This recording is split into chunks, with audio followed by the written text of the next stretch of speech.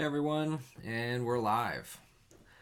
This is More Than You Asked For, a little bit of JavaScript and a whole lot of talking by Kyle Shevlin. That's me, senior software engineer at Fastly, and I'm here to do some live coding with y'all and have a good time, hopefully.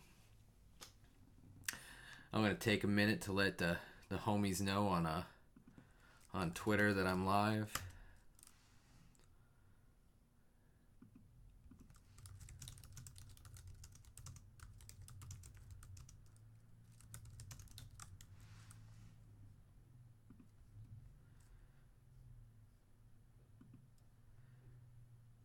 Sweet.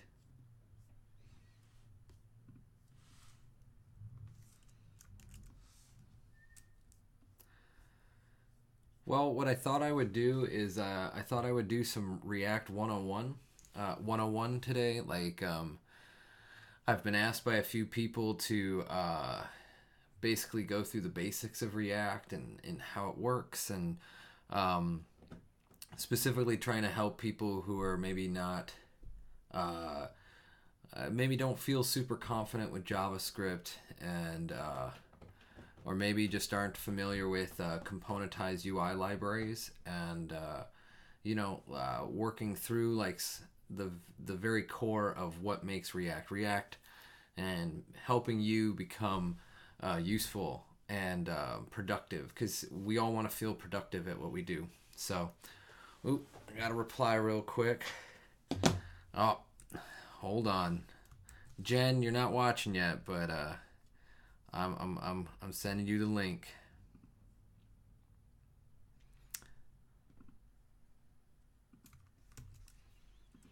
There you go. Probably not the wisest thing to do, to be tweeting while streaming, but it is what it is.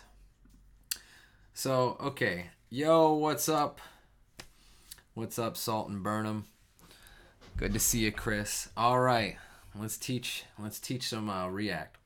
So one of these days, maybe I'll take the time to go through Webpack and how that's set up. But tonight, I figured we'd just start with React itself. We could go as far back as to just inserting like a script tag on an HTML file and getting started there. But that's a little further back than I really want to go. I'm going to take a moment and say, if you hear my cat scratching at the door, he, actually that one is the she. This is like her domain. So she might be a bit upset that she doesn't get to be in this room right now. Anyways, so if you hear scratching, it's not like some murderous person coming from my living room trying to get me. Just saying, I'm okay. I'm safe. All right.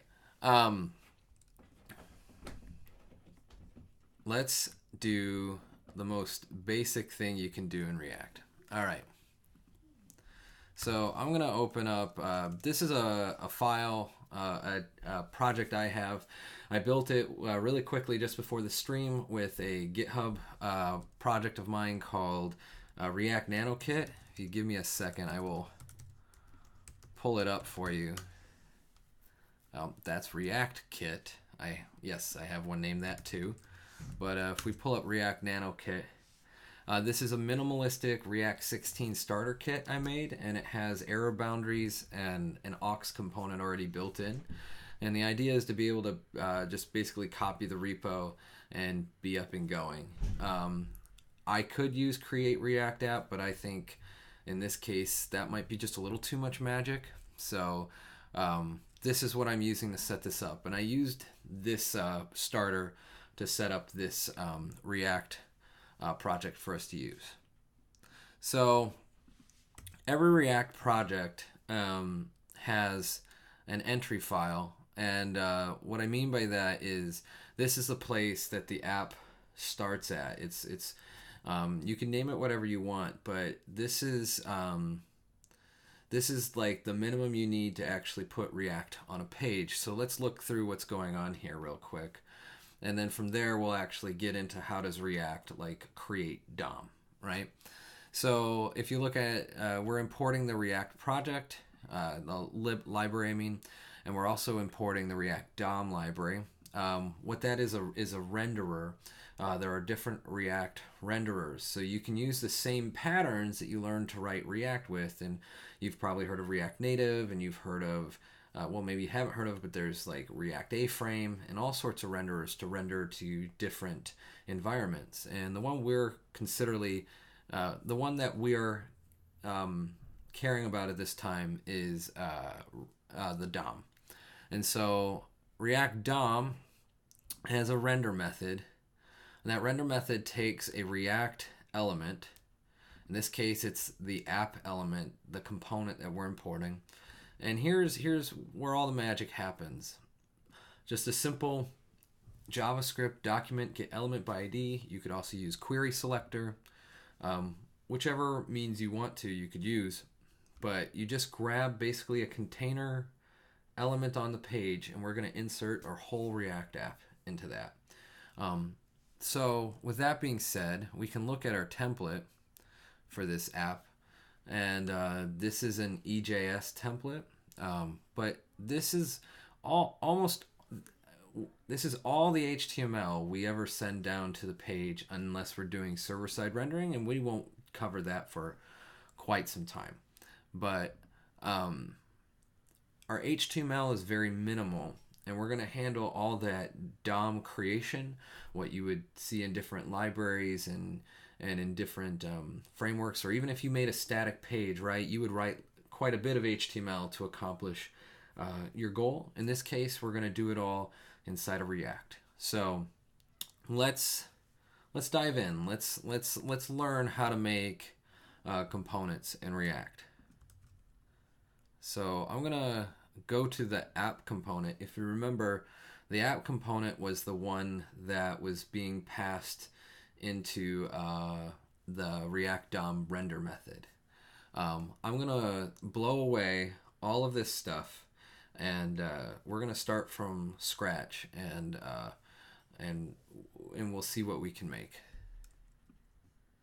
So I'm gonna get rid of all of this.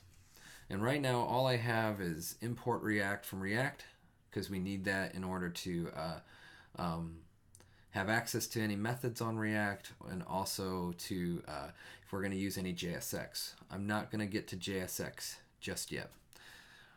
Let's go back and let's make the simplest way we could make a component in React. It's not commonly used, but if you can wrap your head around this first method, it'll make understanding the rest of React so much easier. So we need to export an app, as you can see on line 5, right? Let me bump this up just a little bit for everybody.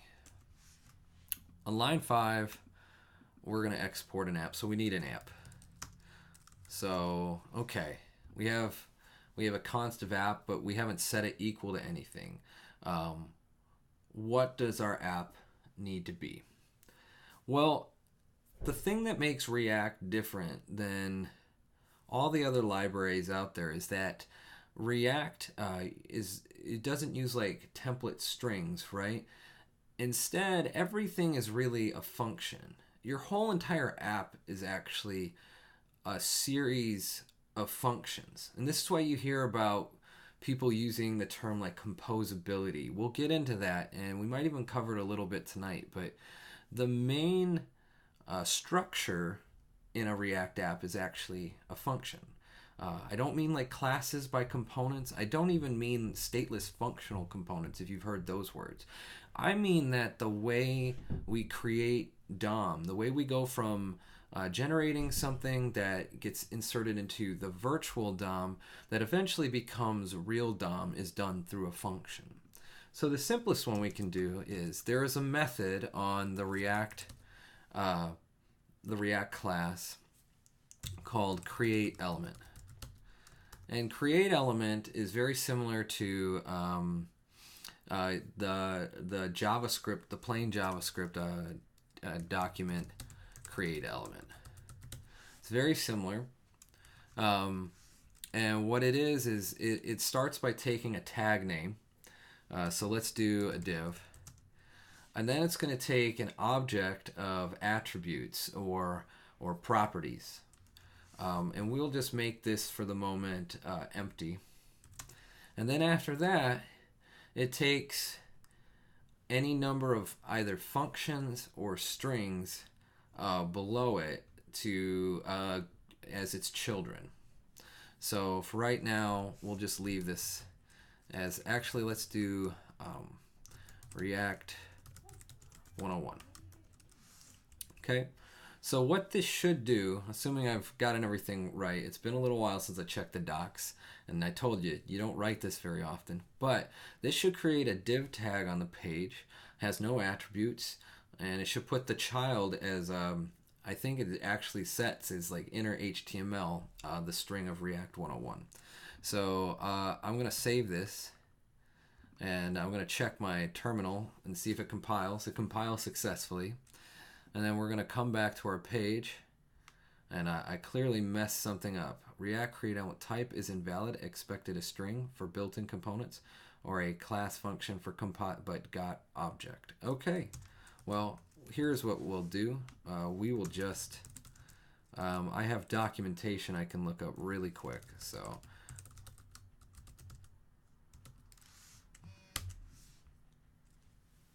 Or if you happen to know in the React create element, there we go. Go ahead and tell me in the stream if I'm acting a fool. Type, oh, props is now an array and children is now an array. Okay, so let's try that instead. See, I think they made some changes in React 16 to enable us the ability to return arrays, and we discussed that last time on stream, and we'll get there eventually. But the idea is, like, we create, yes, I'm a fool, Chris, thank you, man, you're so kind. But yeah, we could see we pass in a type such as div or span, we pass in an array of props, and then we pass in children. And by passing in just a string, I think we should get just a string out on the page. And I'm still not getting it. This used to work. Warning, class element type is expected a string for built-in. This is always the fun of doing things live on stream and making it up as you go. Okay. You will not directly see React without JSX. Let's take a look. React without JSX. Oop, jumped me all the way down the page. Create element. Hello. Well, that is what I did before. I wonder if I have something oh, maybe it didn't like the empty object. We'll try that again. React, create element. Let's do null for no attributes. And let's do, a string, React 101.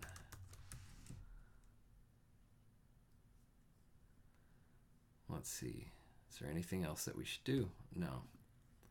I don't think so. Well, this is a bummer. Return React create. I am returning that. I have a div, null on props, and a string. Div, null, string. And they do that. So, okay, I must have something wrong that I'm doing. Maybe somewhere in the app itself. Let's check the entry file. Did I make any mistakes there? No. In fact, we can try doing this. React create element div. We will set no props, React 101, and we will comment out this line, and it should. There we go.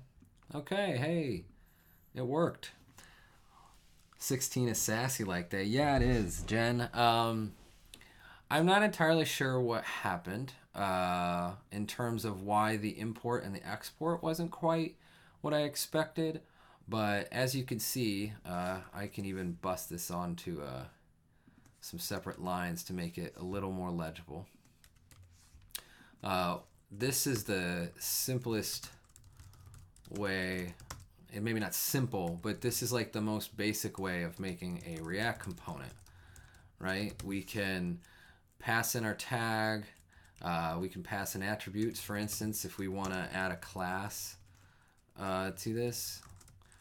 Let's do an ID of fool, since I'm a fool. According to Chris.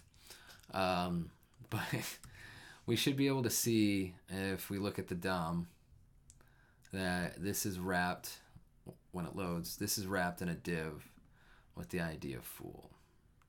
Oh, look at that. I don't even have to go that far. I guess if I was doing some kind of like anchor tags throughout an app or something like that. But there we go. ID fool. So what you can see is like this is a function call, right? So if we want to make a more complex application with this style, here are some things we can do. One, writing React.createElement a lot gets really old. So why don't we do something like const ce for createElement equals React.createElement. Okay, so now I can replace this with that. And it becomes just a little bit, that was prettier there, jumping around the page, making it wider. I'm actually going to reset my prettier settings for a second, just so that when I'm bumped up like this, it maybe breaks a little sooner. I normally have it at 100. Let's put it at 70. It'll be really narrow, but see if it breaks. There we go. Okay, and let's really space this out so that you can see what's going on. So we have our function call up here that's actually going to call createElement. Okay, and this should be, maybe I should just turn prettier off. We're gonna put it to false. Prettier is great, but not when you're like deliberately doing silly things to try and teach people stuff. Okay, so I'm just doing this so we have space, right? We could see our createElement call, and it's gonna make our div that we expect. Import in body of module reorder to top. Oh, I should just turn my linter off. This is gonna get old really fast. All right, let's make this a little more complex though. So we get that a DOM element is a function call. How do we do children function calls? Well, one way we can do that is we just nest these function calls all the way down in children. I want to make sure whether or not it needs to be an array if it is multiple siblings. Why don't, you know what? The fastest way to learn things is just to break things. So let's do it this way. We're going to make another one. Let's make an H1 this time. And this will have no props. And this will be React 101. We'll make a subheading with it. H2. Again, no props by Kyle Shevlin. And if this does what I expect, we should have a div with the ID fool, and then we should have an H1 followed by an H2. And I might have to start restarting my page manually because I'm breaking ESLint and the hot module reloading won't work. There we go. So we have our ID of fool, and we have an H1 and an H2, and we can keep going further. Like let's say like I'm building a website, right? Like the next thing I might have is a nav, And you know, maybe we give it a class of nav, and this nav might have all sorts of components, right? This might have an CD, CE. It might have an li of you know, let's go null, but we're gonna also nest here a CE of a whose href is a slash, and who has the string home, right? And this is followed by a CE li of null CE, another a tag with an href of, I don't know, fool, about the fool. I'm so self-deprecating, right? About. And we can nest some things like this under the application. And I think if this comes out the way I'm expecting, we should see some a tags. And there we go, right? Like, and this will actually like update, and you see the page re-render because we're not using a router or anything like that. But so when React was first like invented, like this was the way you would have built up your applications. This isn't really elegant, right? But you can kind of see how it works. You can see the nesting, and it's very JavaScripty, right? Because we're using primitives and data structures given to us by the language. We're using a function. We're using strings to identify a type. We're using objects to pass in attributes. And lastly, we can render text, or we can render elements further down the page by using arrays and nesting. And you can kind of start to mentally see as you're doing this how each of these maps to an actual like HTML that you would write for a page, right? And it's a little messier, but you know, to some people this might be really pretty. If you've used Elm at all, you might look at this and it might feel at least reasonably comfortable to you. I know you would have a different formatting in Elm, but this is roughly how you create layouts in the Elm framework. So the reason I like to start here is that you need to see that your application is really just functions all the way down. And the reason that's important is because we can actually do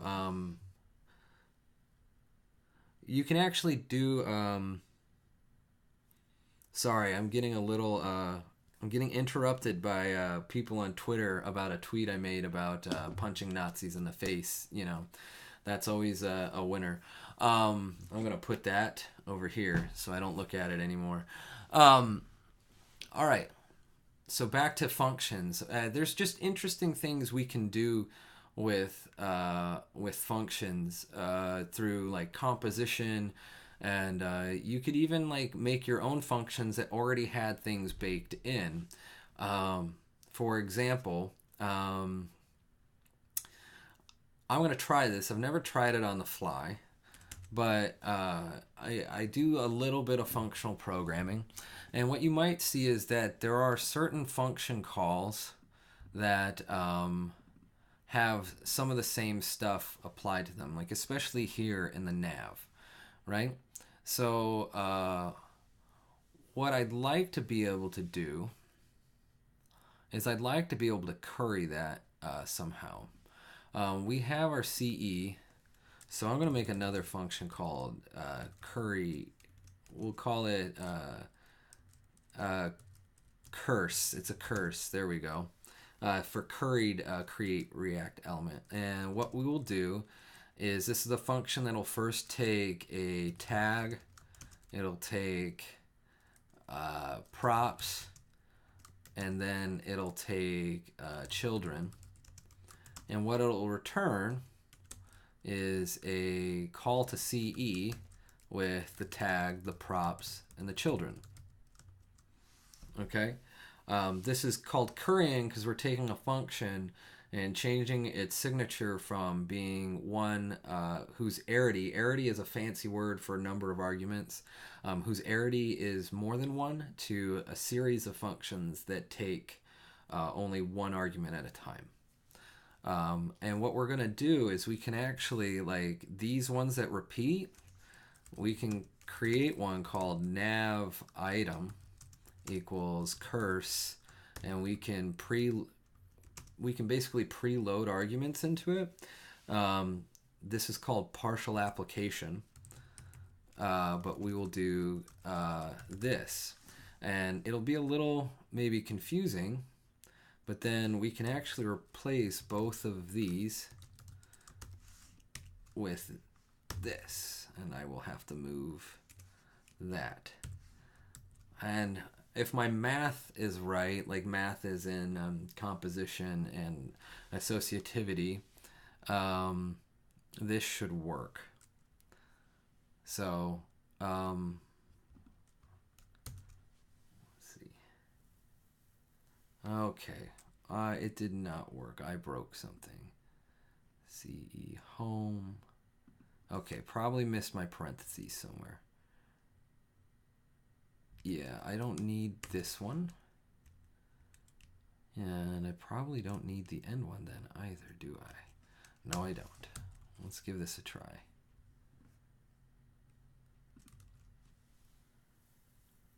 And there we go.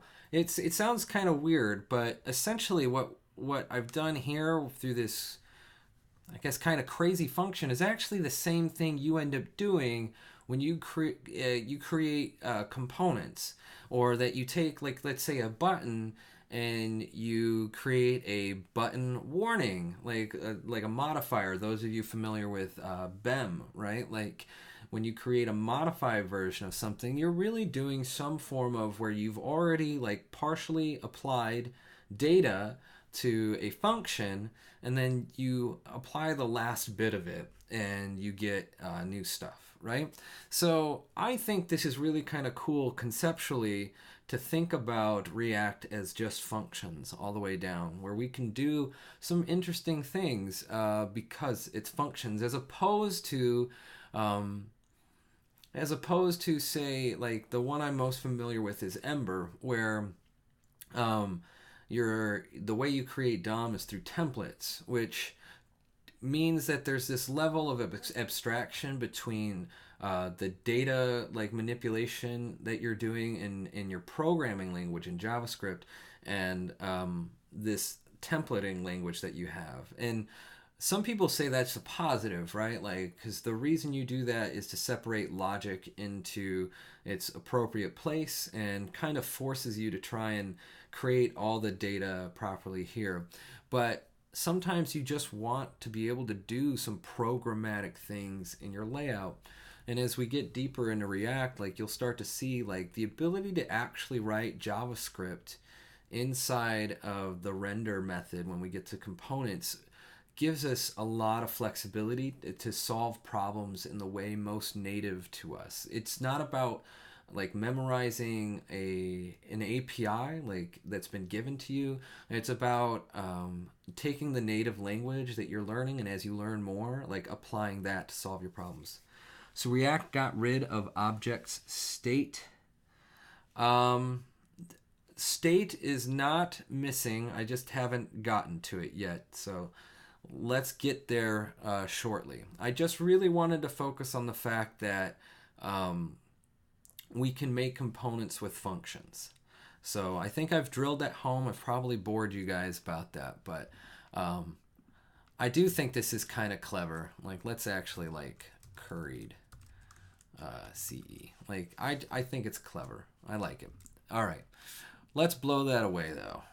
Most of you are never gonna write a React app like this, okay?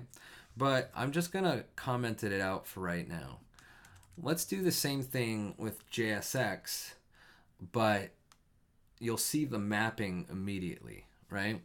So let's make a div. It just looks like HTML. We'll set the ID to full. And then what children do we have? We have an h1, an h2, and a nav. So we'll make an h1. We has no attributes. We'll just say React 101. And we close it just like we would HTML. This will look like HTML2 by Kyle Shevlin. That's me. I just had to. And then let's make our nav. That's class name. There's only some small differences. This is one in particular. It drives some people up the wall, but ironically, I've gotten so used to it that I actually struggle the other way. When I write HTML, I tend to write class name, and I forget that it's just class. But that class name was nav, right? And inside of it, we had an li that has an a, and an href equals that, and this was the home, and we'll close that and duplicate it real quick. And I said it was about the fool and about, and then we just close everything down, right? And because it's multi-line, we do have to wrap it in parentheses to contain it as an expression, and maybe to make that a little less weird. It probably looks a little weird right now, but we can just do this. And this is equivalent, right? As we come back to the page and we refresh it, we should see the exact same stuff, and we do. We can see fool here, we can see nav here. And I know this is really basic stuff, but it's important to see that JSX isn't really magic. What it really is what we call syntactic sugar on function calls. It's for people who've written UIs their whole life or their whole career, or even just new to it. Like, it's easy to look at this and map it to all the HTML you've written in your life. There's just a few small changes, and as we get deeper into it, we'll learn more about how this mapping to function calls allows us to create all the components and all the functionality that we do in React. So y'all with me? If you're with me and you're following along, I don't know, send me some emoji plus ones or something like that in the chat. Okay. So we've covered React.createElement, and we see the mapping to JSX, and I hope that's good enough for you guys to like see that relationship, and to hopefully be a little less intimidated by JSX if you're new to it. I know when I first heard about it, I was like, ew, that's ugly. Why would they do that? And then when you start to realize it's just sugar, it's much sweeter than you think.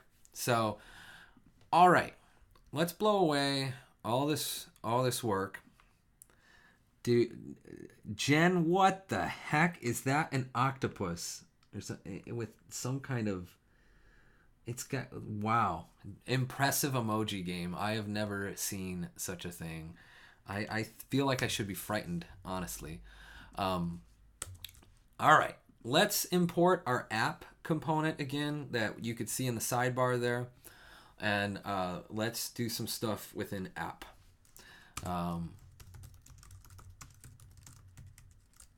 One small thing I really love about React that maybe upsets some other people is that I love the fact that I actually have to kind of wire up everything myself. I love having to import things and export things.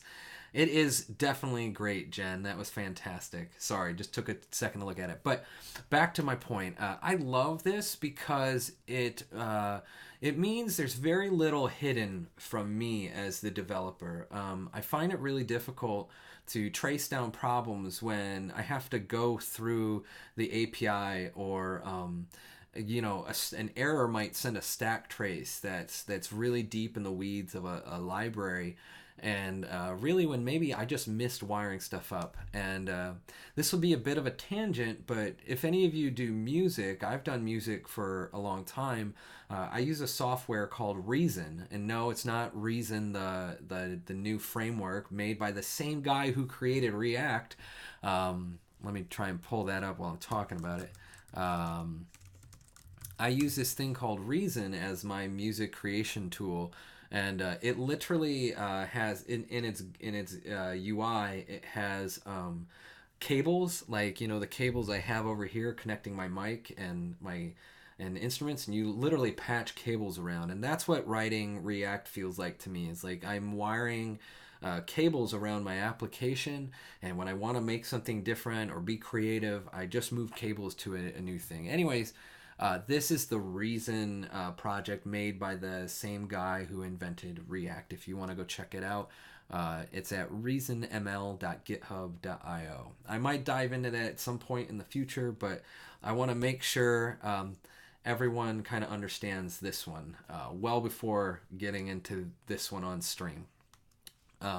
Yeah, wow, so Clutch. Of course, there's more frameworks. This is more than you asked for, so I'm going to say a little bit about that before getting back. But I think we shouldn't. Okay, I fully understand why people feel like framework fatigue, because it can constantly feel like there's so much to learn, because there is so much to learn. We're in a strange or wonderful golden age of web development and software development, where there's lots of proliferation of lots of things. There's just the amount of people writing code today is so vastly more than in the past, and so I unfortunately don't think it's going to slow down anytime soon. But I don't think you should feel any rush or need to go out and learn this and that. Like, I don't think you need FOMO, right, about this. You need to learn how to. I think we all need to benefit and learn from going at the pace that we were made to go at, I guess. There's still plenty of jobs. I know it can be challenging at sometimes for some people, and it certainly seems like certain things are hot and not, but I think the worst thing you can do is just beat yourself up over it. I think the better thing to do is, if you do have interest in something, go into it, maybe find a mentor, but take it piecemeal. Like, doing a little bit each day goes a long ways away. Is there a best framework for a purist who likes speed and small footprints? I would never say best, just because you never know what's going to come out tomorrow, and best is unfortunately quite opinionated, right? I don't know what you might mean by best. You might mean the one that has the best developer experience. You might mean the one that has the best performance on initial load, or all these things. In my opinion, I love React, but it's not the tiniest one. But there's a reason for that. React is doing a whole bunch of stuff to do some cross-browser compatibility for you, especially in the event system. But they're also giving you opportunities to render to different renderers, right? So you can render down to React Native or React A-Frame or all these others. One I really enjoy, ZFBX, is I really enjoy Preact. Preact has the same ES6 API as React, but it's only 3K gzipped. So if you're looking for something really tiny and only for the web, because they will never make it for anything but the web, go check out Preact, Preact. It's by a mad scientist of a developer, Jason Miller. Go check it out. It maybe doesn't make sense to be a framework and a purist, but frameworks aren't.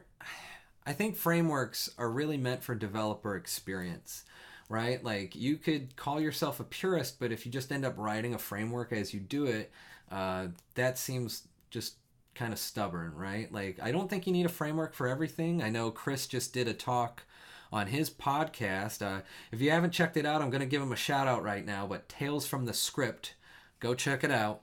They did an episode about like framework fatigue, and they were absolutely right. Like, we don't need frameworks for every project, but I think frameworks are primarily for developer experience, making it useful for you to be productive, or especially when you're on a team. Like, frameworks confine people to at least some form of pattern, because otherwise you'd end up making your own patterns, which can be just as much work and discussion, and then you lack the community of like the React community to reach out for questions should you run into anything. That's my only caveat to that, is like frameworks are great for teams and developer experience. So check out Preact. I'm going to try and figure out where I was getting at here. Oh yeah, so we're gonna start writing just a little bit of code inside app to start understanding like some of the most basic components that you can write. So okay, we've seen the create element usage. We've walked through how functions are really what our apps are built out of in React, and we saw how we can do some composing, and we also then watched how we mapped it from basic function calls to JSX. So what I want to start now is I want to do this, like the simplest component we can make without state. And those are called stateless functional components. You'll often see it abbreviated as SFC. SFC. If you ever see me tweet about something and I say SFC, this is what I'm referring to. Stateless, I'll bump this up really large. Stateless functional components. They're stateless because we're not going to be able to tap into a React component's state. And they're functional because you'll see they are just functions. And I don't mean in the create element sense. I mean, we will write a function that returns JSX. So let's do that right now. Let's make a very simple stateless function component. Every stateless functional component receives two arguments, but you almost never need the second one. They're generally props and context. Very rarely do you use context, I feel. It's been frowned upon by the community because it was an experimental API. That being said, it's been in the API so long that many libraries use it, and it is a useful pattern to learn, and we will cover that in probably another stream. But I just want you to see that these are the arguments that can be passed to a stateless functional component. But most of the time, you pass in a props object. And generally, when I write a arrow function that only has one parameter, I will write it without the parentheses. So just know there are some ES6 things I'm going to use, and I will do my best to remember to explain them. I know many of you know it, but I want to make this as beginner-friendly a stream as possible. So feel free to tell me in the chat, like, hey, I didn't understand that. I'll back up. And if you're someone who really knows this stuff really well, I ask you to be patient with anyone who's new. And I do appreciate every level of skill watching this, from beginners to people I admire, and I might even admire some beginners, because honestly, you guys, you need courage and persistence, and I'm proud of you for giving it a shot. So if you ever need some pick me up, that's what I'm here for on the interwebs. Is I can be encouraging on Twitter. As my pinned tweet says, I may never write a JavaScript library that gets a reasonable amount of GitHub stars, but I can be encouraging. There are always things to learn, aren't there, Clutch? I hope you don't mind that I'm just going to call you Clutch. All right. So props, and then we need to return some JSX. We need to return some virtual DOM, like basically what will become virtual DOM, and then the DOM. Maybe we'll get into the diffing algorithm some point. I think those are implementation details that are neat to know, but aren't necessary to actually get stuff done in React. But the simplest thing we can do is just return something, and I'm going to use some ES6 here, but we are just going to spread the props and return, for right now, we're just going to return an empty div. Okay? And how do we then use this in our app? So we just have a function that takes a props object, and what this is a it's a spread operator, and specific to JSX in this case. You will see later as I teach you guys stuff that we'll use spread to spread out properties in an object, and it's basically the same thing. What this is going to do is it's going to take every key on this object and it's going to spread it out. So for instance, let's make an equivalent one that spreads them out manually. Let's say I want to pass in a name and an age. Maybe this is a user, right? In fact, I'll make it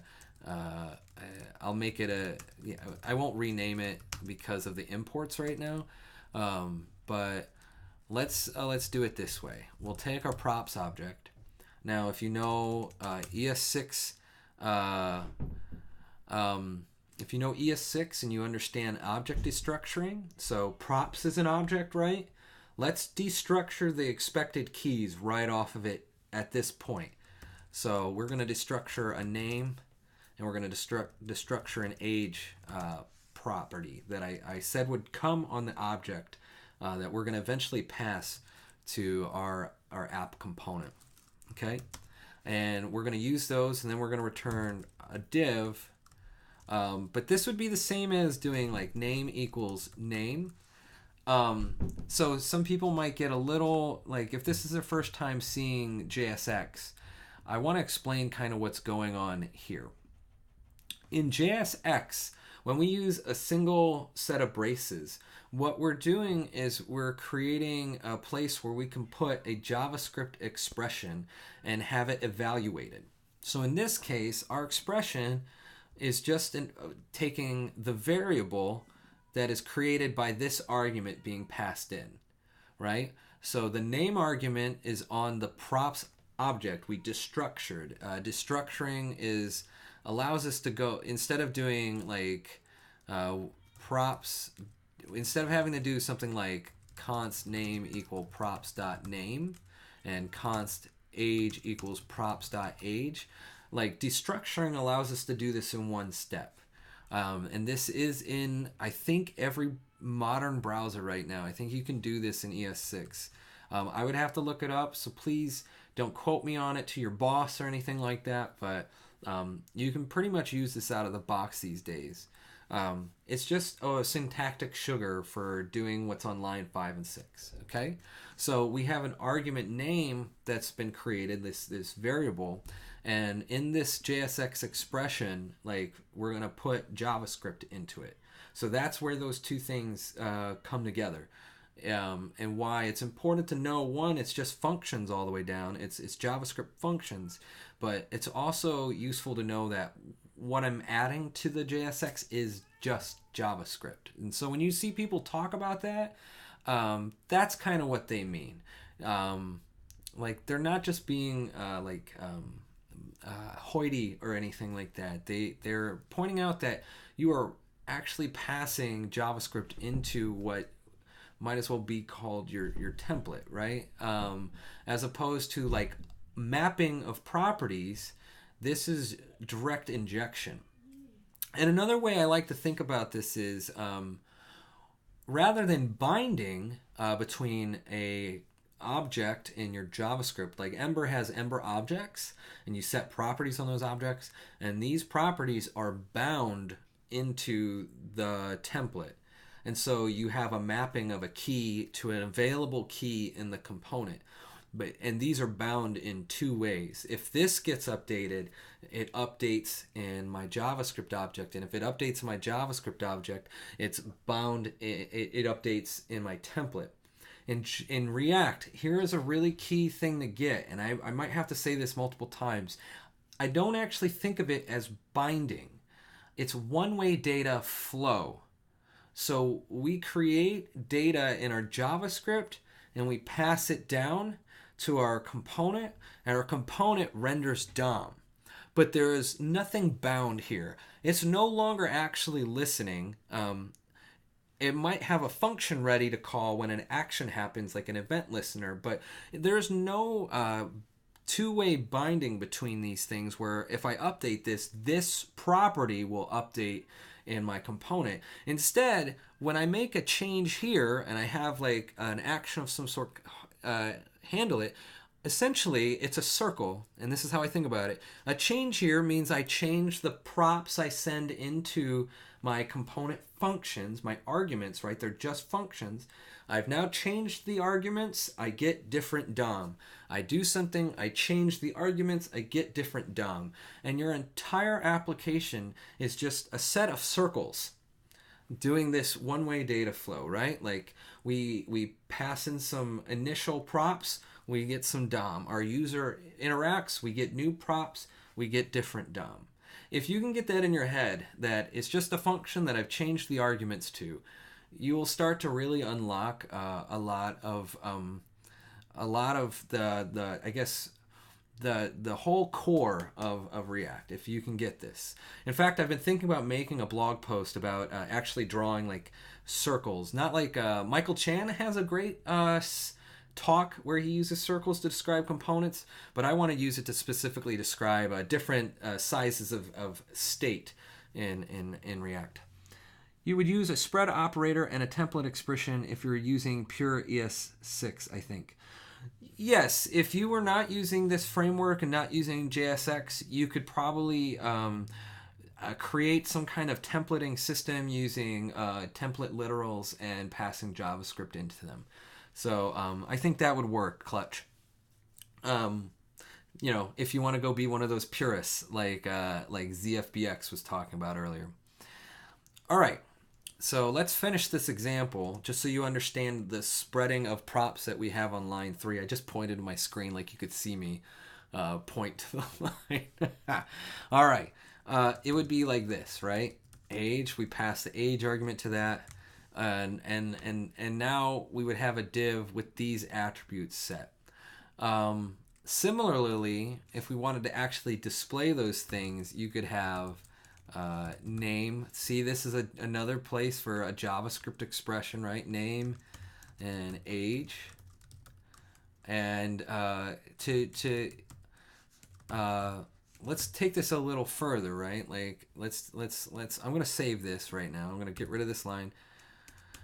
To be perfectly fair, Mixel, I have never written any Angular.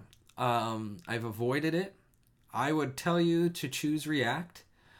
But here is why, and this opinion of mine may not reflect like what's important to you. But to me personally, what I want out of a framework is I want as small of an API surface as possible so that I can easily memorize it and keep it in my head.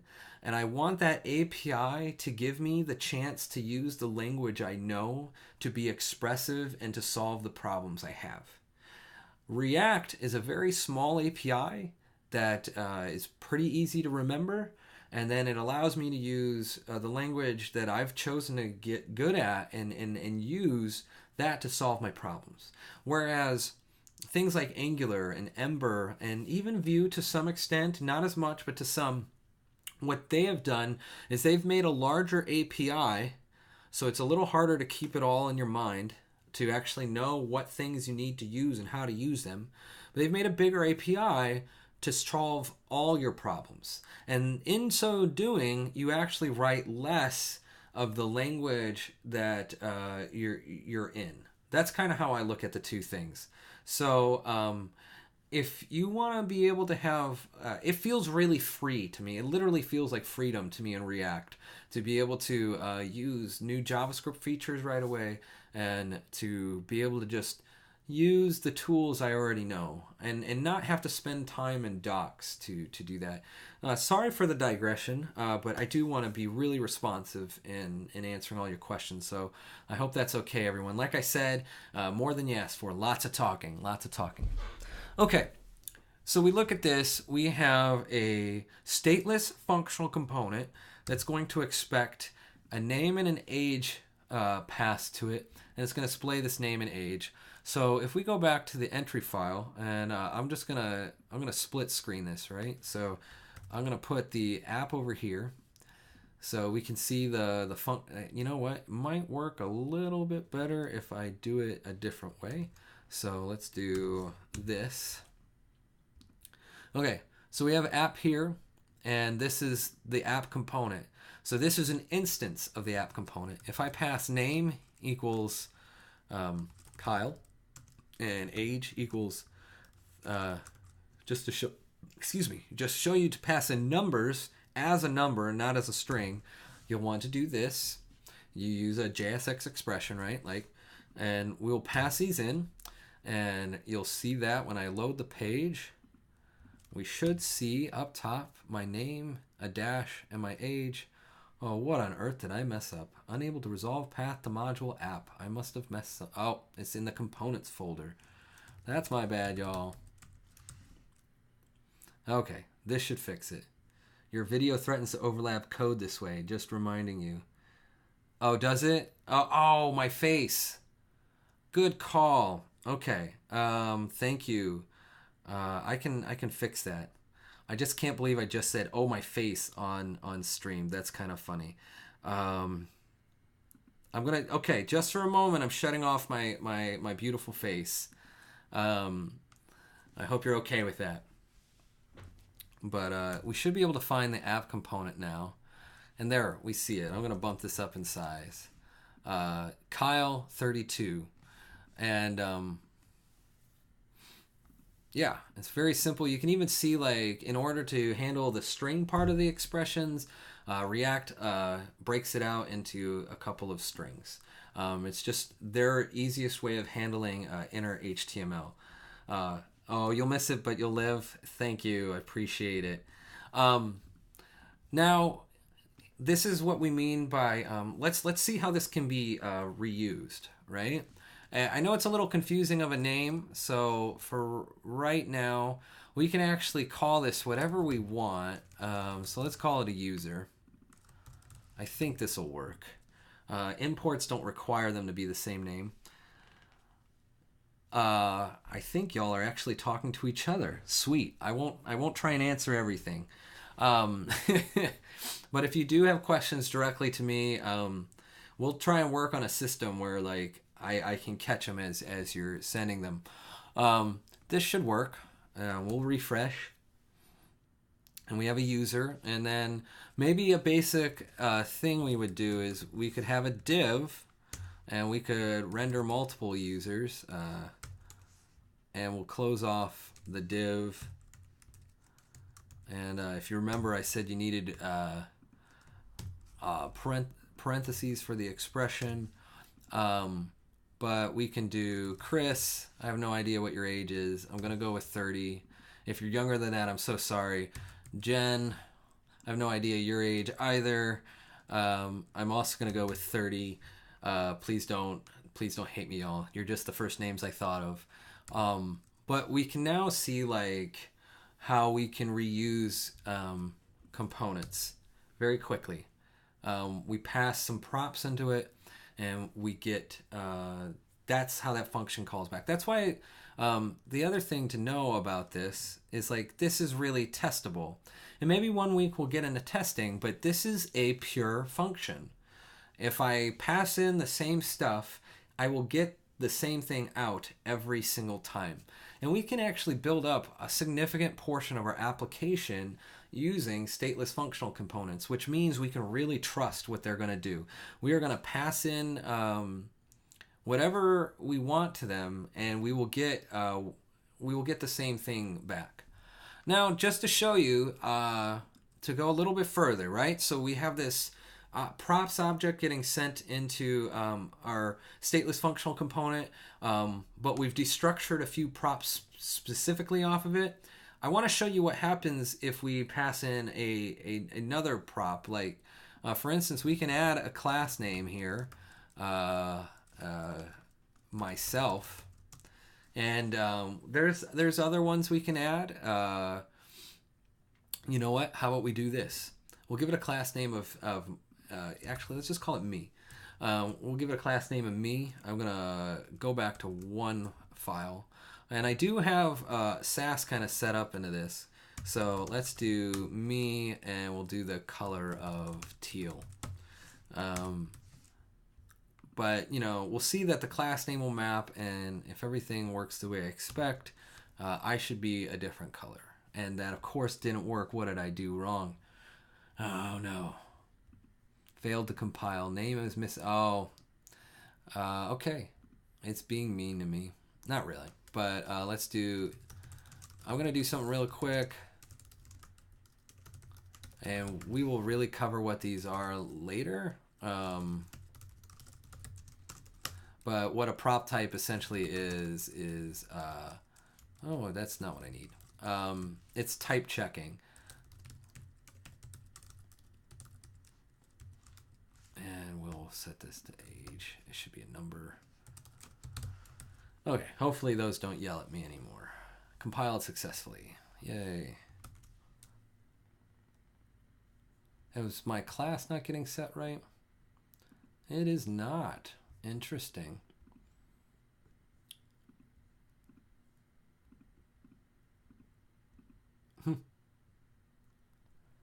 Why would that not be set right?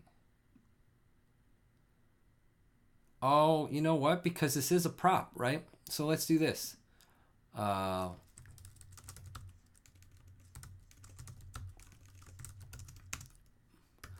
Here's another ES6 thing. We're going to use a default... actually, let's do it a different way.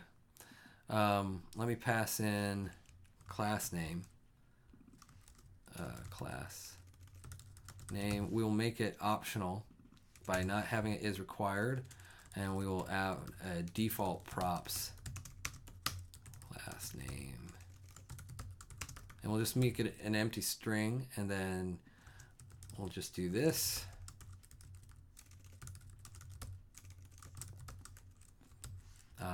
Let me bust this out onto this line so you can keep this all in frame.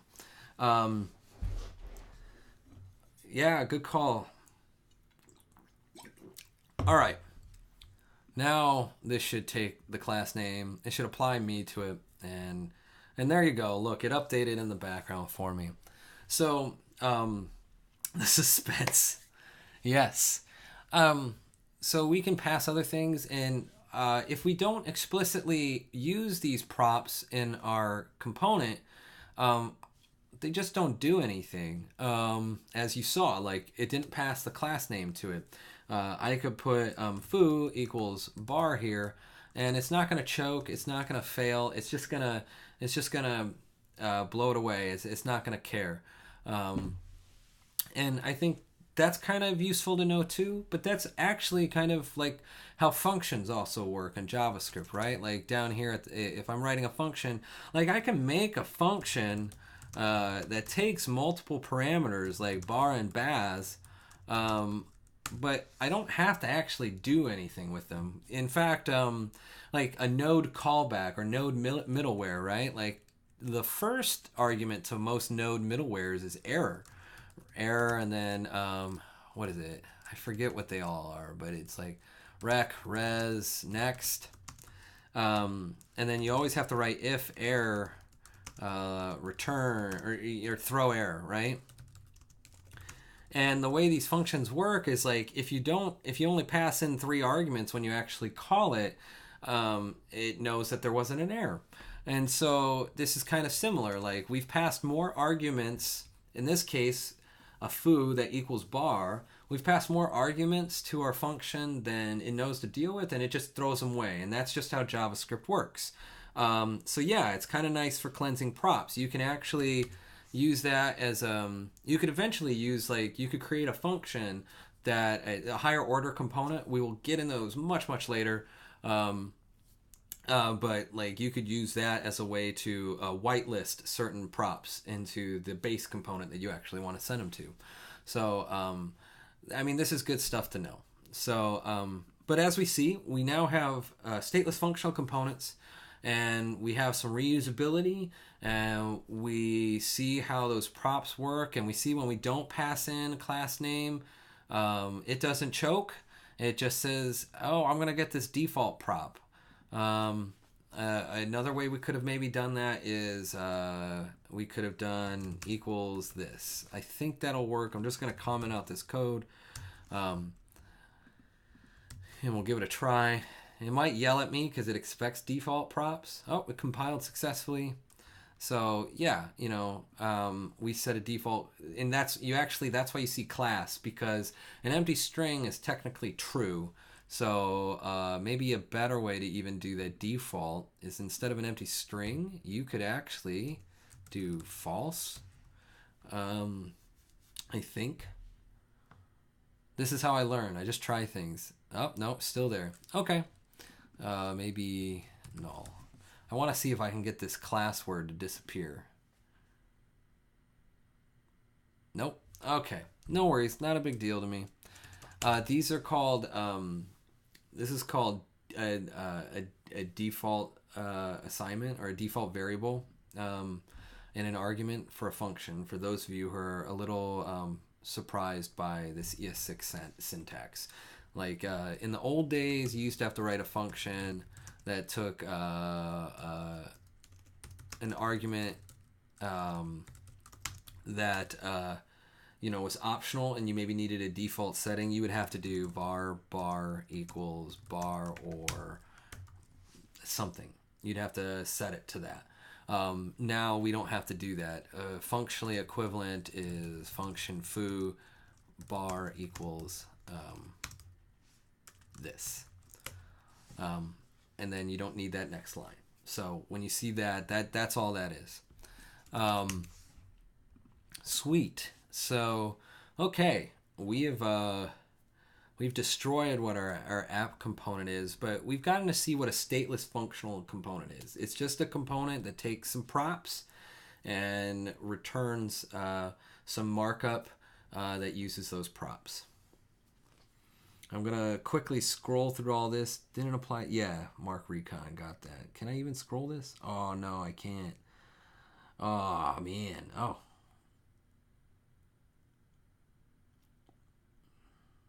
Cool. I don't see any direct questions to me, so I'm going to just keep on keeping on. How are y'all doing? How was your day? Did you guys have a good day? Let me know in the chat. If I sound obnoxious asking for things in the chat, I'm sorry. I will kill it. I will cleanse myself of that behavior. All right. So we've done stateless functional components, and they can certainly get a lot more complicated than this component. Pretty good. Nice. Plenty of React today. Good. These robot emojis, I think that's what they are. They are at least that's what they look like to me. They look like a robot face with some weird metal earmuffs. You know what? I'm going to take a really quick picture of it in case you're not seeing... I don't know. Are you seeing the same things I am? Oh, you totally are. Okay, never mind. I've been using this tool called... sorry that keeps jumping up and down. I'm rearranging things below. I use this tool called Streamlabs to kind of see my viewer count and the chat. So, my apologies for all that. I'm just trying to rearrange stuff. Okay. We've made a stateless functional component. I do want to show really quick, we can get our props and we can do stuff into it just like a function, like a normal arrow function. I was implicitly returning my DOM before, but you might often have to do it more explicitly, where you're doing something like this. Maybe it's name and 8. Actually, this is what I want to do. I had this thought, and this will be a great example. But we'll have our user again, but this time we want to convert the age to dog years. I don't know why, but we just do. So dogs live, they say every year of a dog's life is 7 of ours. So that means we're going to divide our age by 7 to get our dog age. So dog age equals age divided by 7. And it might be good to round this off Oh, I could do this. Bitwise operators. That would just be mean. Let's do the classic. Multiply by 100. Nah, let's just do that. I don't care. We won't even worry about it. But you might have some stateless functional components where you need to do some small manipulation like this. So, and we go back to our entry file. We still have these things. Obscure. Yeah, I shouldn't have even shown you. Those are one of those things you should know and never use. And also, don't test someone on it on an interview. That's cold.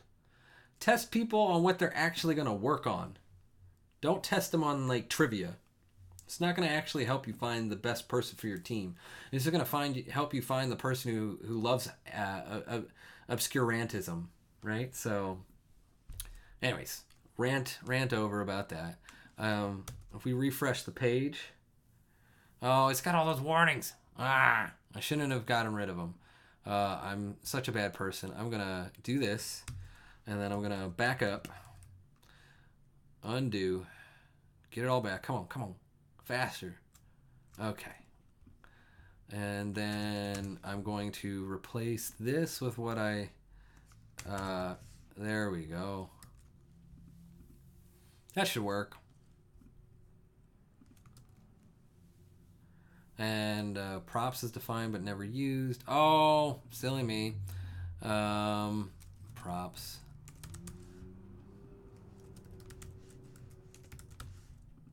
And we can get rid of that because we don't have it. And we can get rid of that. And I'll just clean that up. Did I finally get everything? I think I did. There we are. There's some ages and dog years. So yeah, this is another like stateless functional component, right? Like instead of doing the implicit return where we were returning our markup immediately, we might need to do a little subtle stuff on this and then return this. But the big key here is there's no state, right? It's just a function that returns DOM. That's how I think about it. Function turns DOM. And so these are really useful. Use these patterns whenever possible. Let's get into, no, it shouldn't be multiplied by 7 because I'm saying how many dog years I am, right? So if a dog lives 1 year and a dog's 1 year is equivalent to 7 human years, then my dog age is divided by 7. Does that make sense? Like, so 4 times 7, like if I was a dog and I was 4.5 years old, I'd be 32. You got it, dog. Dude, I love that. Good puns, man. Y'all are great. All right. We made stateless functional components. Let's get into stateful React components. And I probably should devote like a whole stream to just stateful ones because I think a lot of people get into React and they jump right into like Redux or Flux or MobX, and they skip understanding component state. And there's a lot of things we could talk about with set state.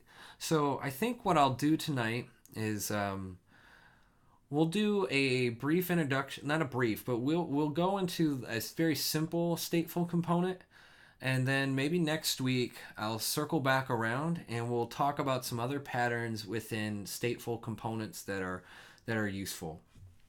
And we'll also definitely get into life cycle methods next week because those are like the bread and butter of React components. And yeah, we'll handle that next week. Okay, I'm gonna set this up to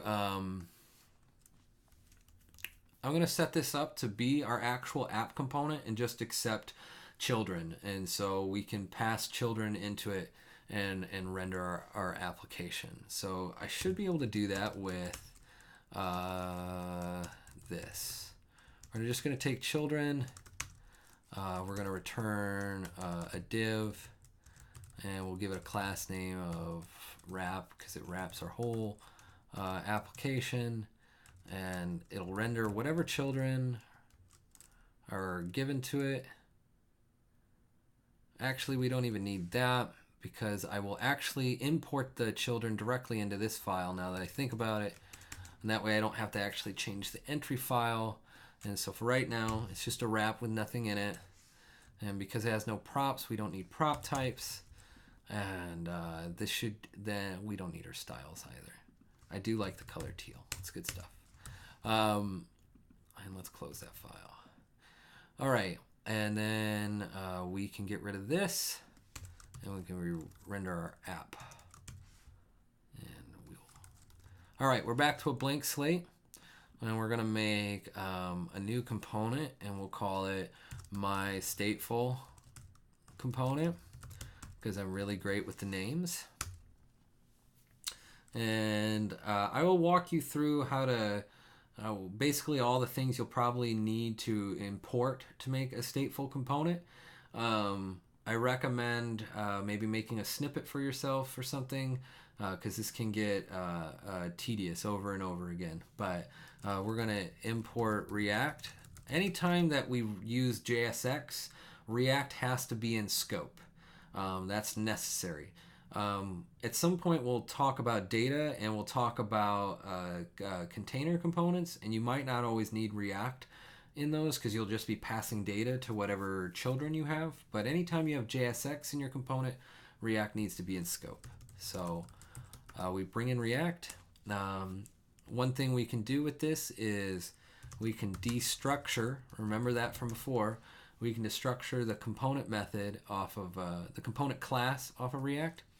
I'm going to also import prop types. For React 16, they made, before React 16, they made prop types into a separate package. Prop types used to be baked into React, and so if you ever work on someone else's React project, it's very likely you'll come across this. So I think it's worthwhile doing while teaching React, just because it's so common. There are other ways to do type checking in your React application. Flow is obviously very popular in the React community because it was built by Facebook, but some people have built React with TypeScript and that kind of thing. So there are options to you, but we'll import our prop types because almost not our component likely will have some kind of prop, right? But maybe not. And then components use ES6 classes, so we will write class, and I just generally name it the same thing as the file name. I think it's the least confusing. And then we're going to extend the React component, which is why we destructured it, right? And we won't get into too many of the lifecycle methods right now, but the one that every component must have, every class component, it must have a render method. And here we'll return JSX.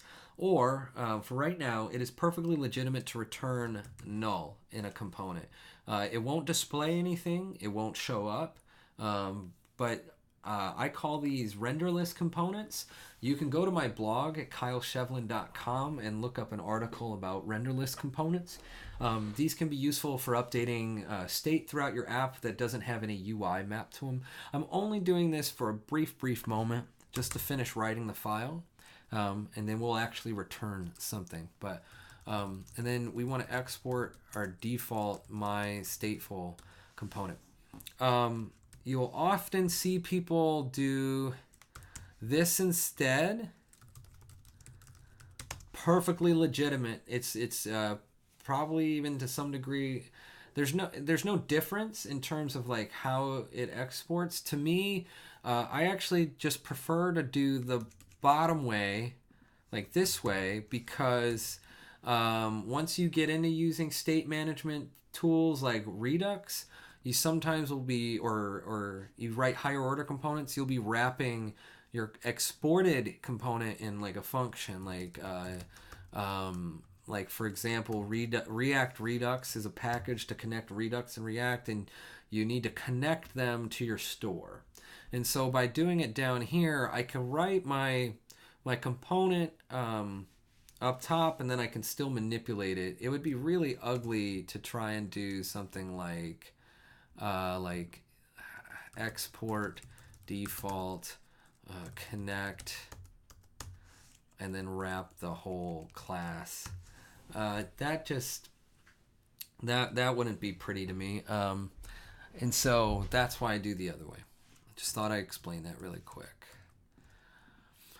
Okay, let's return something. Let's we're gonna return. Let's do a very simple. We'll do an incrementing counter. I'm going to. I'm sorry, Mark, about your eyes.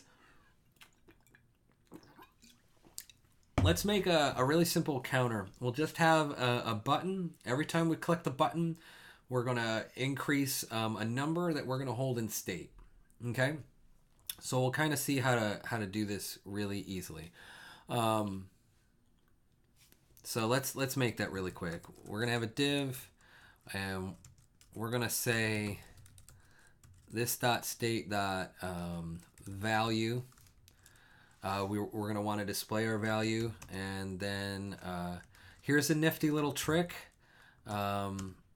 If you ever want to space things out and you want to put them on different lines, and you don't want things just dangling out here, you can just add that string. And as you saw before, that's how React is going to break up the different JavaScript expressions mixed with strings anyways.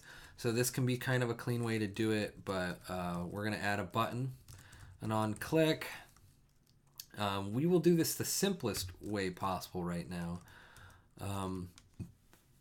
which would be, what would be a simple way? You know what? We will write a handler. We will just write this dot handle click, and we'll call it increment inside the button. And then we will close our wrapping div. Okay, so right now we're returning a div. We're going to display a state value. We don't have that value yet. I haven't created it.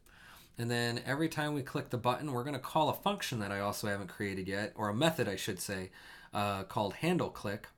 And then we somehow want this handle click method to increment our state, as kind of indicated here, right? So let's set up our state.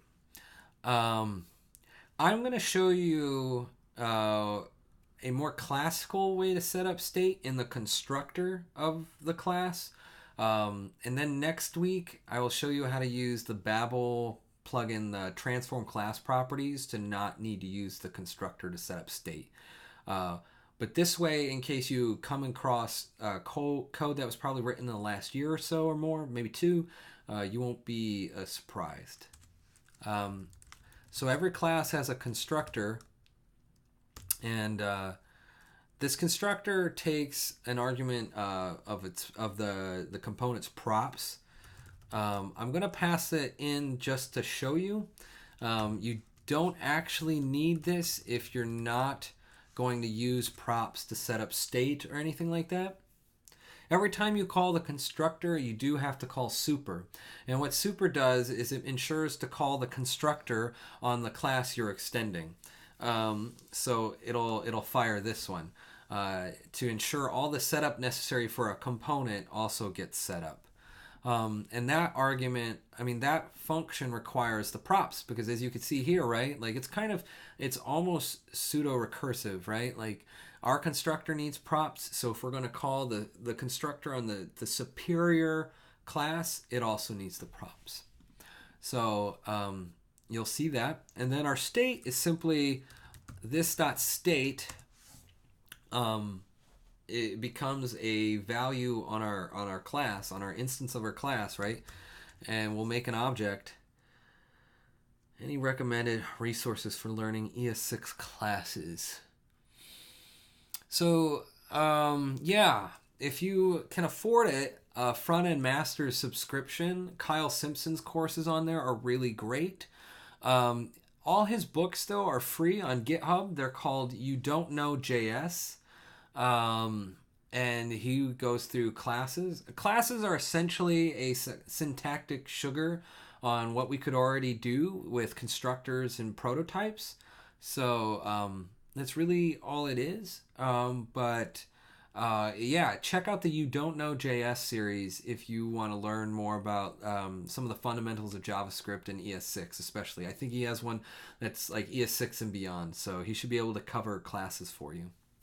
So we'll have our value, and let's set our value to 0 to start with. So this is like, you're welcome, DK Barnes.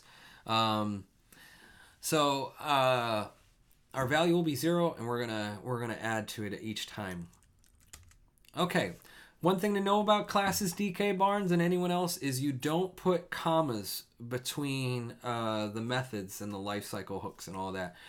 They look like objects, but they aren't. So I don't know why they did that, but it's good to know.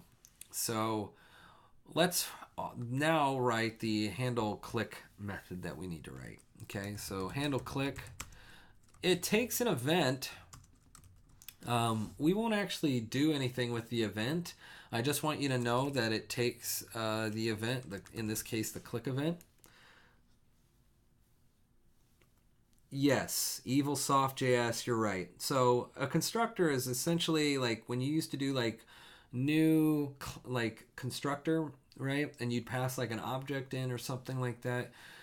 It's what gets fired on the initiation of the class. So it sets it up.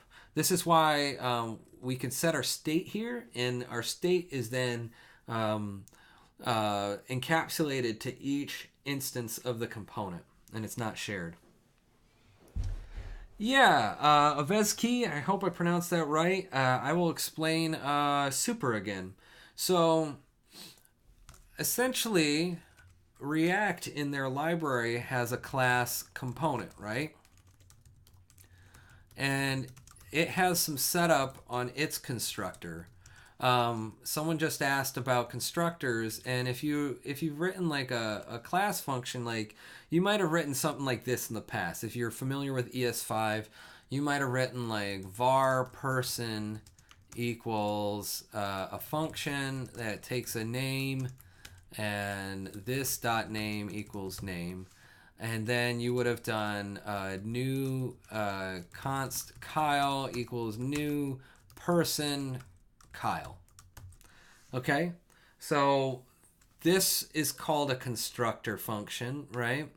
And then we'd add methods with like person prototype dot full name. I don't know. We do stuff like that, right? And classes give us sugar on top of that. So in this case, React has a component class that has in its constructor, it takes the props to the component and it does some stuff with them. Okay? When we call this class and we're extending that class, what it's going to do is it's first going to instantiate all the things in its parent class. Like, and let's say these were nested many levels deep. In theory, this could also have a super. It doesn't, as far as I know, but it could, right? And so it'll make sure to instantiate all the things necessary on the parent before extending. So, yeah, Becca Lawson gives a really good explanation there. So that's all that super's doing. It's just kind of something you have to do. If you forget it, you're going to have a bad time. Yes, super is being called inside of component. So it's being called inside of this class. This one.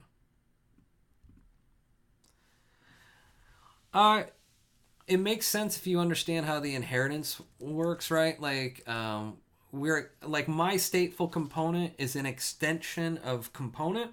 So in order to extend a component, we first need all the things from the component, right? So this gets called, goes up to the parent, calls all the things that instantiate a component, right? So I don't know what's going on there, but it does everything necessary in the parent. And then when it's done, it then comes and finishes the constructor here. So anything else set up there. And then we set up state. No, Scott, good to see you, man. You do not need to pass props in here. I was just showing that props are an argument that get passed to it. Personally, I do not pass props into the constructor, unless I'm going to use it for something like, here, hold on, props, pass it in the super, because our top level, our parent component will need it. And if you did like props dot value, like maybe you passed in an initial value to get started with, right? This would be a useful way to do it. In fact, why don't we just do it this way to for funsies? Okay, cool. I think we've kind of covered what super is, and classes were a little beyond React 101, but we'll try and get deep. And I always want to try and answer your questions. So yeah, that works too. Mark Recon. I mean, essentially, it's doing the same thing since there's only one argument getting passed. I don't know if it's any different to you. So if a component needs props, do you have to pass it along, or it gets passed automatically? The only reason you need to put props in the constructor is if you're going to use it. I'll just write it out for only need to pass props if used in constructor. Sweet. Yeah, it's going to do that wiring under the hood. Okay, getting back to our handle click event method. So it's going to take an event. I told you already that we're not actually going to need it.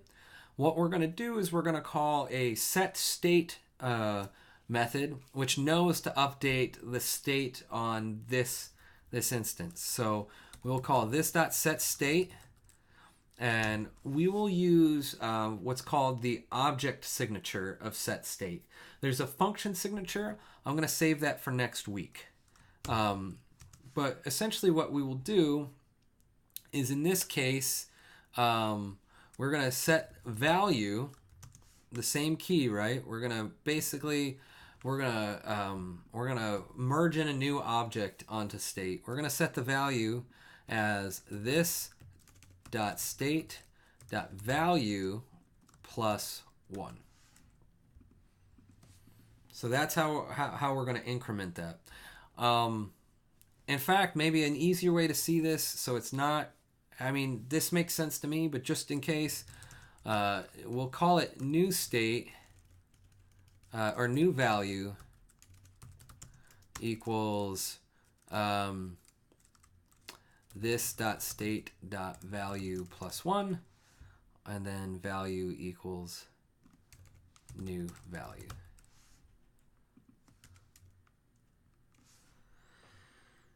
I will need to bind this dot handle click, and I was going to get to that. Thank you. I wanted to first write the method and then show you what you'd have to do. I was actually going to show you that this won't work.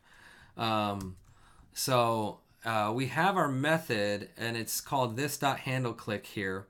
And it looks like it should work, but I wanted to show you a common gotcha when you are first getting into React. So let's pull in, import my stateful component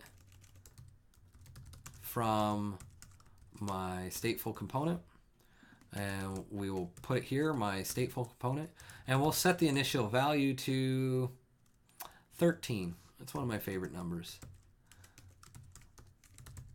And if you remember, we can do that because we're using the props here to set the initial value. And if everything went right, my stateful component should show up in my application. Okay, sweet. So our initial value we passed in as props gets set as the initial state value. I can actually prove this to you with the React dev tools. So these are really useful once you start when you start using React to kind of see what's going on. It's really big right now because I blew it up, but you can see that it was passed the props of 13 as a value, and the initial state was set as 13. Now y'all saw me write that increment, but you're going to see an error fire. Let me clear the console. But this isn't going to work.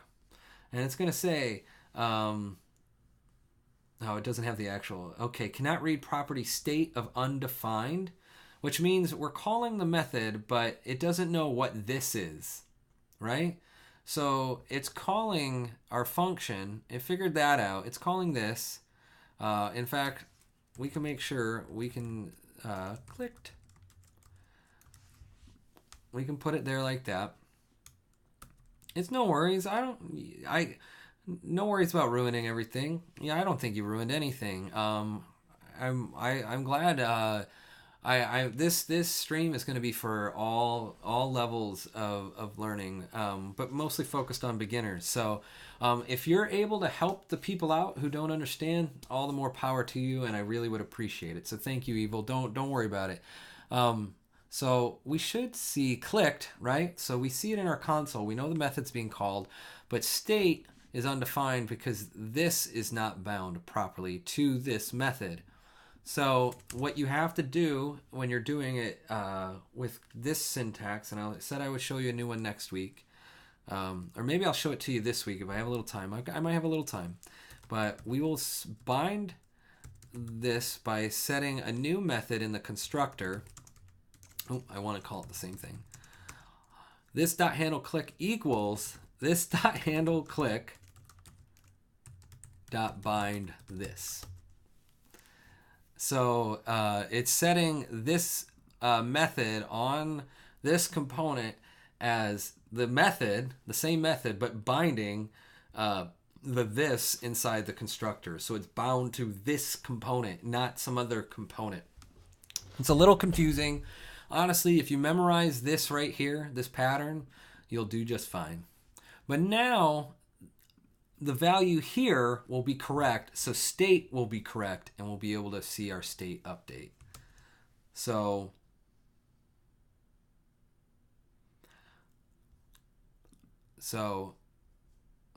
cross origin error was thrown. Did I not refresh the page? Handle click, bind. This dot handle click, this dot, okay. Let's refresh the page. Maybe I missed something. Maybe it's just because I have all these errors being thrown. Let's fix the errors and figure out what I did wrong. Event is defined but never used. Value is missing in props validation. Let's do this. Let's get rid of the props.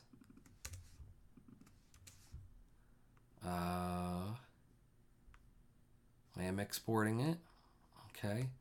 Prop types is defined but never used. Good call. Always the fun of showing things live on stream, right? Let's event is defined but never used. We can also get rid of that. Okay, we have no errors. There we go. Must have been just some kind of compilation thing. What is the default context of handle click without being bound? I don't know. I think it would just be the window. Maybe I could be wrong. What we can do is, this is how I learn things. We will just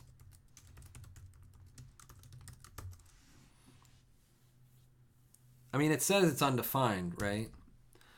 So we'll just relaunch it and we'll click it and it's undefined. Yeah, so this is just undefined right now. Yep, it's undefined. Good question. Alrighty. So, okay. This is a pretty basic stateful component, right? We set up some initial state. We bound an event handler on it. And we pass in that function, that event handler, on an event here. So, and we could make, we could very quickly make a decrement button, and we can change this to increment and decrement, and now we've all of a sudden had to double the methods we're doing. I will show you a better way to do this in a second. I'm just saying, like, this is typically how people kind of learn this, right? Now we have two things to do, and we have increment and we have decrement. So when you're first kind of learning how to manipulate stateful components, you might do something like this, right? So now I have two buttons, and I might handle it in this way, right? And so we increment and we decrement. So for a very simple component, this is probably fine to just write a couple methods and to to handle it in this way, shape, and form. Now, another way we could handle this is we could do so by creating a couple functions that we instead pass to our handler, and that handler is used to update state. So we can go back to where we had handle click.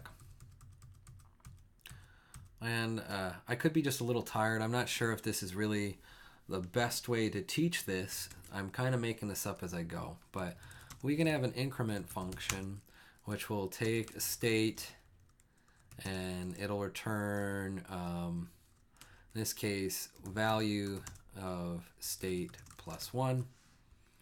And we can make a decrement function which is state and returns a value of state minus 1. Or in this case,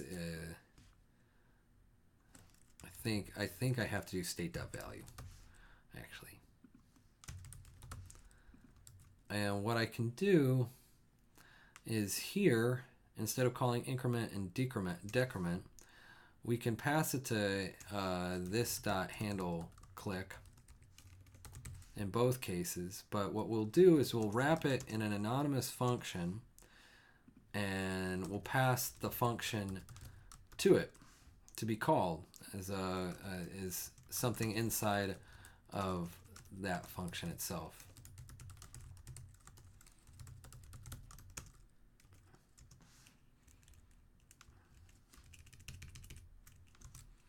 All right, I'm gonna bust these onto new lines.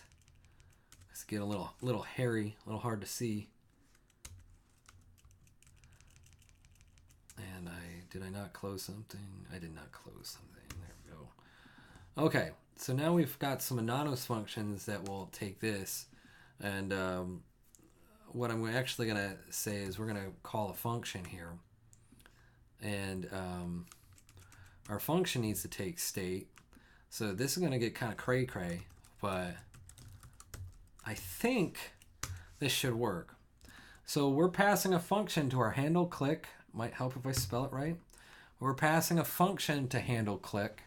That function is going to take state and should return an object of the next state we want. And that state object is value plus 1 or minus 1.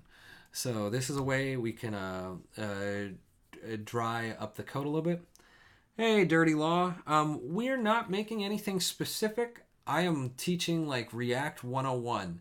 So I started at almost the very, very beginning you could possibly start at this evening, and I'm just going to keep building stuff up as we go. I was asked to really help out some people learn React, and so if you already know this stuff, great. Please help people out in the chat, and if you don't, I really hope I can help you. Feel free to ask questions, and I'll do my best. So if this does what I think it does, I have these functions here. Those functions will get called, state gets passed in, it'll return the object I want, and those objects will be merged with the state object, and we should get increment and decrement values. Oh, look at that. I love it when I make sure it refreshed. Yes. So that is another way you can start to like use a stateful component and use the, you could see how I used the same method, but was able to create some flexibility. Remember, I spoke earlier about how React, I just find it to be really free and really flexible. And so this is one way we can do that. So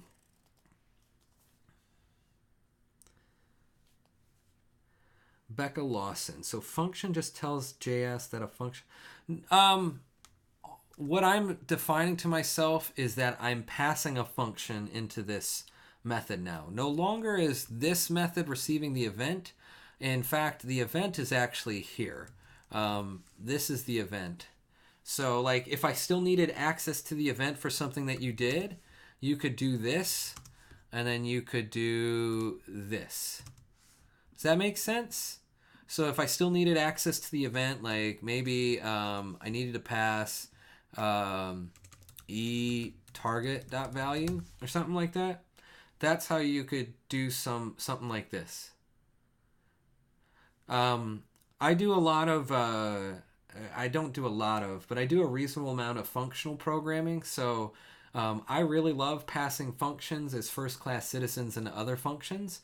So you might see me do some patterns like this. When I first started the stream tonight, I even showed how you can do like curried functions for calling React.createElement. So if I ever do stuff like that, yeah, I'm happy to like explain it a little bit further.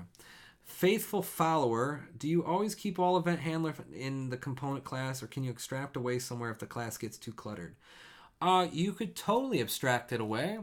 For example, we could do this. Okay, let me get rid of the e's are fine. Let's keep it as is. So I'm just gonna remove this, and I think this should work. I don't see any reason why it wouldn't. But equals. Actually, I might have to keep this as just a normal function. But we'll move handle click out here, and we'll call it something else. We'll call it foo.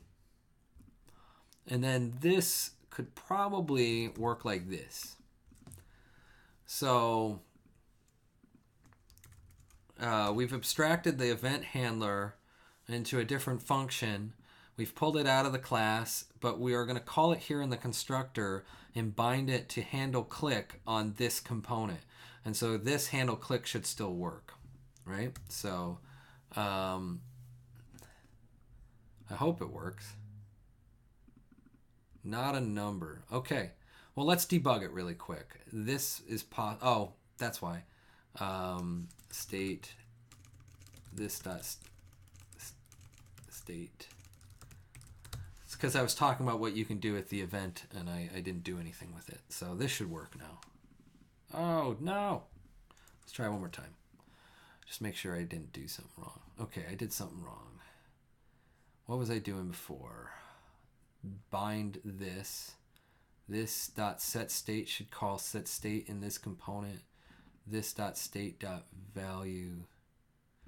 Just need to pass state. I don't need to pass the value. Because my other functions only expect the state and will get the value off of it, and boom. So that was definitely more than I probably planned to do, but yes, you can abstract away event handlers, especially if you were going to reuse them over and over again. You're totally welcome, faithful follower. I hope that helps.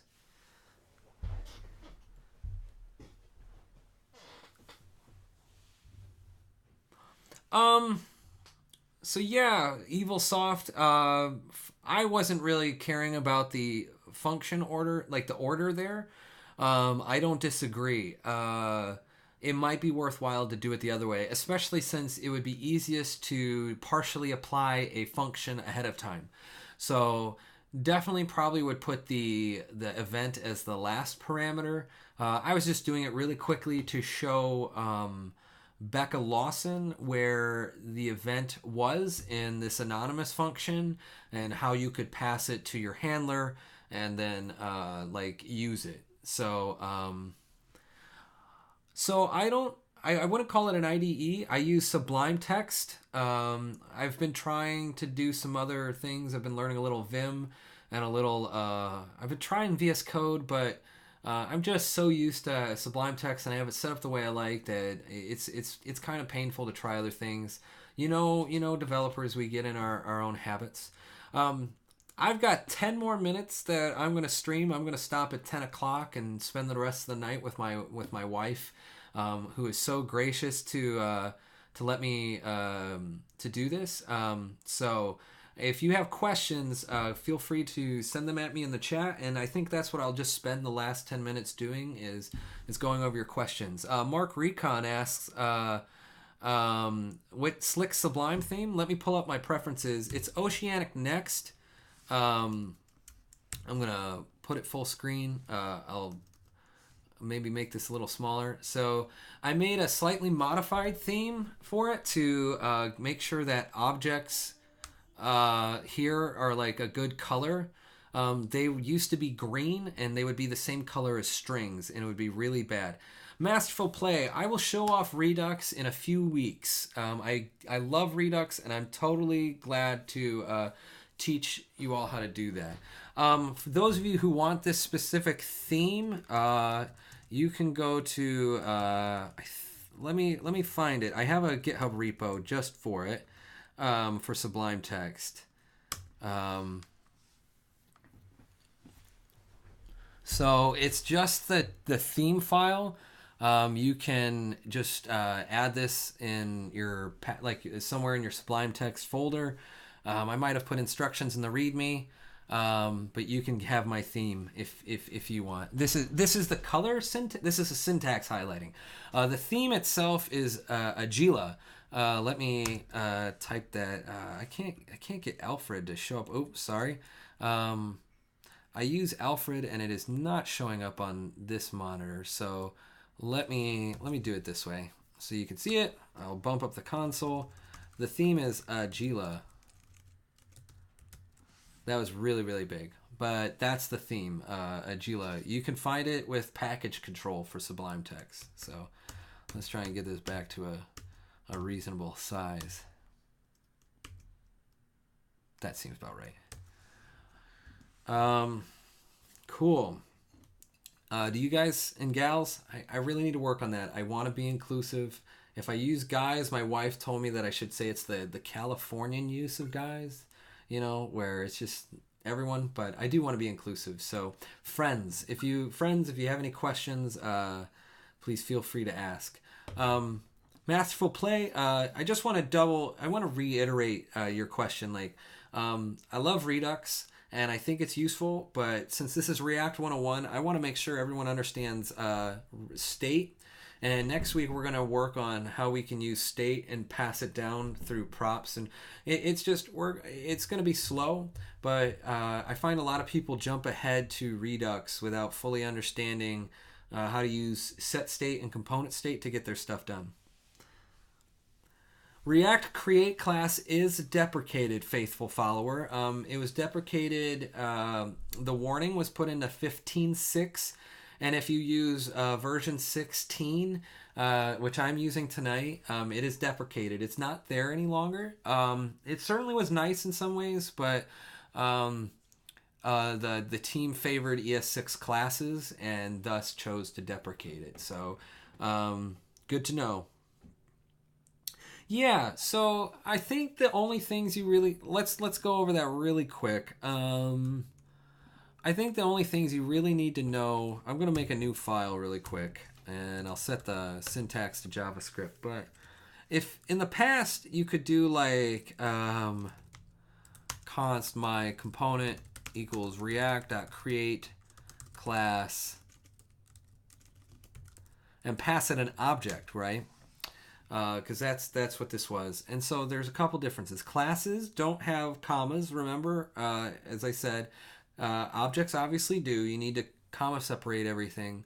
But also some of the method names in the create class object are different. So there was get initial state, if I remember right. And you would return an object here. I don't need the parentheses. But you would return an object, right? Value 0. Other things is if I did have a handler handle click, this method was automatically bound for us. So we didn't have to do any shenanigans of doing like this.handleClick equal this.handleClick dot bind this. So if you can learn to kind of, over time, you'll be able to learn how to map the older way to the new way. And you'll be able to look at tutorials that still have useful information and be able to figure out how to make that translation for you. So yeah, good question. You can maybe hear my cats in the background. It's their dinner time, so they're starting to get really, really antsy. So I guess while I have a few minutes, I just want to say thank you to everyone who's come and hung out tonight. It's been really exciting. I really enjoy getting to teach people anything, and React is it's kind of my jam right now. So I'm really excited to get to walk with you all and hopefully help you understand it more and especially learn to be more productive with it. Do I have a stream schedule? So I don't have a set schedule yet. What I'm hoping to do is to either do Tuesday or Wednesday each week. It'll be the same time. It'll probably be 8 p.m. to 10 p.m. Pacific. That's just the time that works for me. Tuesdays tend to work pretty well, but I do have some local meetups that I am a part of, and sometimes there are conflicts. I will work on actually having a schedule on Twitch, but you can it'll probably always be those days. You might see me occasionally just stream for fun. Part of why I started streaming was actually to just make my side project time a little less lonely. I think it's kind of awesome that we as developers can do so much just by coding on our laptops.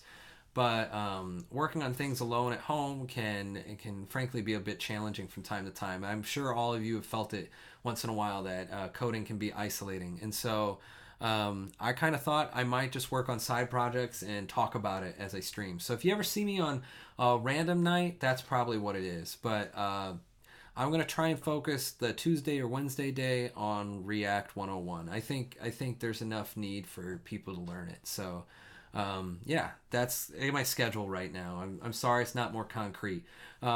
If you follow me on Twitter, which is the same handle, Kyle Shevlin, I'll always tweet about when I'm going to do it. So if you happen to see the tweet, you'll know. So that's what I got for y'all.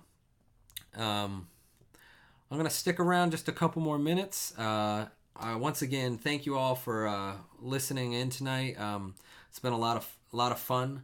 I've really enjoyed kind of learning about Twitch and doing this. I hope I was responsive enough to y'all. So, yeah, thank you, faithful follower. I appreciate that.